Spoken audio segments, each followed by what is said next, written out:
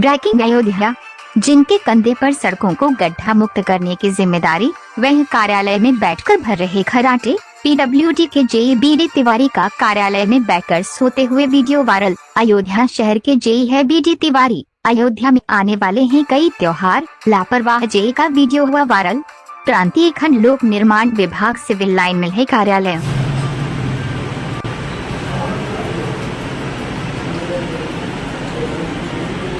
अगर आपने अभी तक हमारा चैनल सब्सक्राइब नहीं किया तो अभी सब्सक्राइब करें और बेल आइकॉन को क्लिक करके हमारी लेटेस्ट वीडियोस के बारे में अपडेट जानें।